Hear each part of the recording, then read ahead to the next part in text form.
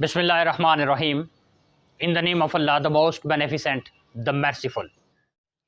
वो कौन सी 7 आदत हैं जिनकी वजह से आपकी मेमोरी, आपका फोकस, आपका लर्निंग एटीट्यूड डिस्टर्ब हो रहा है? Number 1, not exercising properly. Exercise जहाँ पर आपकी सेहत पर अच्छा असर डालती है, उसके साथ साथ आपकी याददाश्त को बेहतर करने में मददगार साबित होती है, आपके न्यूरोट्रांसमीटर्स की एक्टिविटी को बहुत स्ट्रॉन्ग करती है। एक्सरसाइज करने से आपका BDNF यानी ब्रेन ड्राइव न्यूरोट्रॉफिक फैक्टर बेहतर होता है, जो कि आपके न्यूरोट्रांसमीटर्स को एक्टिवेट करता है। इसी के साथ साथ ये आपकी दिमागी सेहत को बेहतर बनाने में भी बहुत ज़्यादा मददगार साबित होता है। आप जब एक्सरसाइज नहीं करते तो इससे आप अपने ब्रेन को डैमेज कर रहे हैं। Number 2, not taking proper sleep. जब आप अपनी नींद के सर्कल को डिस्टर्ब करते हैं, सर्केडियन ऑफ स्लीप आपका डिस्टर्ब होता है, तो इससे डायरेक्टली आपका जो ब्रेन है वो डैमेज होता है। आपके ब्रेन की पावर डिस्टर्ब होती है और आपकी याददाश्त कमज़ोर होती है। याददाश्त कमज़ोर होने के साथ साथ आप में चिड़चिड़ापन जो है वो भी आ जाता है, क्योंकि जब आप इनफ स्लीप पीरियड कंप्लीट नहीं करते तो उससे आपको न्यूरोलॉजिकल डिजीज़ होने का खतरा है, जो कि आपके न्यूरोट्रांसमीटर के साथ लिंक्ड बीमारी है। Number 3, taking too much inflammatory food, यानी जिसको हम जंक फूड कहते हैं। फ्राइड फूड, तली हुई चीज़ें या बहुत ज़्यादा स्पाइसी फूड जब आप खाते हैं तो उससे भी आपका जो ब्रेन है वो अपनी ताकत को कम करना शुरू कर देता है, जिससे आपकी याददाश्त पर बहुत बुरा असर पड़ता है।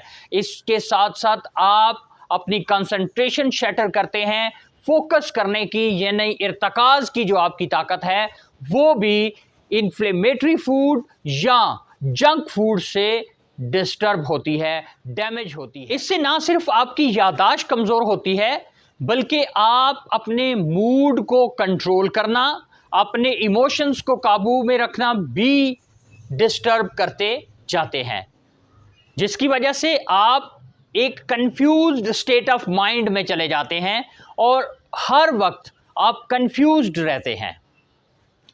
Number 4, having a big belly fat.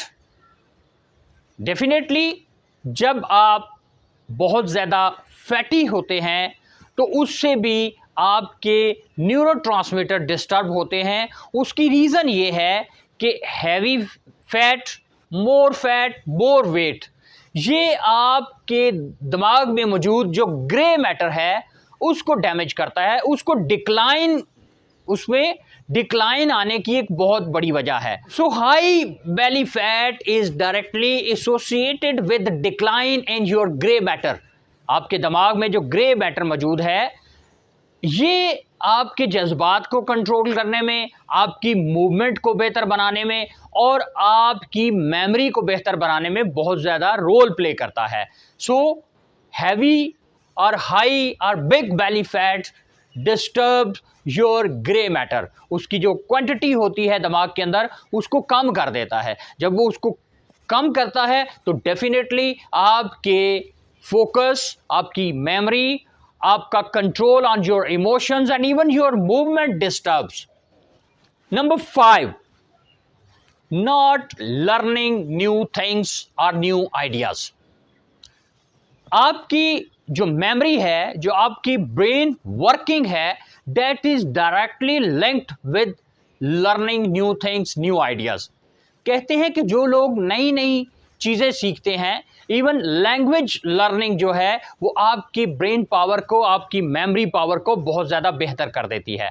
So if you are not learning the new things और new ideas, this mean you are damaging your brain. Doctors से that your brain is like your muscles. If you work on your brain power, your brain functioning will improve, will increase. So the best exercise, the best working on your brain is to learn new things. जब आप नई चीज़ें सीखते हैं तो गोया जिस तरह आप अपनी मसल्स पे काम कर रहे होते हैं, इसी तरह आप अपने ब्रेन को बेहतर कर रहे होते हैं. Number 6, too much screen time और वॉचिंग मूवीज़. जब आप बहुत ज़्यादा स्क्रीन टाइम या बहुत ज़्यादा स्क्रीन कंज्यूम करते हैं, बहुत ज़्यादा टाइम मोबाइल स्क्रीन पे या लैपटॉप पे, बहुत ज़्यादा टाइम आपका इन चीज़ों पे गुजरता है, तो इससे भी आप ब्रेन को डैमेज कर रहे हैं. आप अपने ब्रेन की पावर को कम करते जा रहे हैं. Because this is artificial way to get the hormones like dopamine or other happy hormones. Number 7, spending too much time indoors. जब आप सनलाइट, विटामिन डी हासिल नहीं करते तो इससे भी आपकी जो ब्रेन पावर है वो डैमेज होती है. अर्ली इन द मॉर्निंग जब नेचुरल लाइट की आपको ज़रूरत होती है, जब सनलाइट की आपको ज़रूरत होती है, अगर आप उस वक़्त सनलाइट को एब्जॉर्ब नहीं करते, अपने आप को सनलाइट में नहीं लेके जाते, तो इससे भी इनडायरेक्टली और डायरेक्टली आपका ब्रेन डैमेज होता है. Early in the morning damage of brain is more critical, क्योंकि वो टाइम होता है जब आपने नींद के ज़रिए अपनी तमाम वरीज़ को, अपनी तमाम सफरिंग्स को अल्लाह के फजल करम से ख़त्म किया होता है और आप एक नई लाइफ, एक नया दिन, एक नई ज़िंदगी शुरू कर रहे होते हैं. और उस वक़्त आपको early in the morning mobile use करने से बहुत ज़्यादा एहतियात करनी चाहिए. क्यों? कि ये डायरेक्ट लिंक है आपके ब्रेन फंक्शनिंग के साथ, इवन आपके मूड के साथ, आपके इमोशंस के साथ. कि जब आप early in the morning screen consumption शुरू कर देते हैं, उससे आपकी एनर्जी जो है वो डिक्रीज़ होना शुरू हो जाती है और आप हैप्पी मूड की बजाय नाराज़ होने वाली कैफियत में चले जाते हैं. सो कोशिश करें इन हैबिट्स को बदलने की, ताकि आपकी ब्रेन पावर, आपकी मेमोरी, आपका मूड कंट्रोल, आपका इमोशन स्टेबिलिटी बेहतर होती जाए. कोशिश करें इन हैबिट्स को बदलने की, ताकि आपका मूड, आपके इमोशंस, आपकी ब्रेन पावर बेहतर हो सके. अपना बहुत सारा ख्याल रखिएगा. अगर हमारी वीडियो आपको अच्छी लगे तो आप कमेंट बॉक्स में अपनी राय ज़रूर दीजिएगा. अल्लाह हम सब का हामी हो, नासिर हो.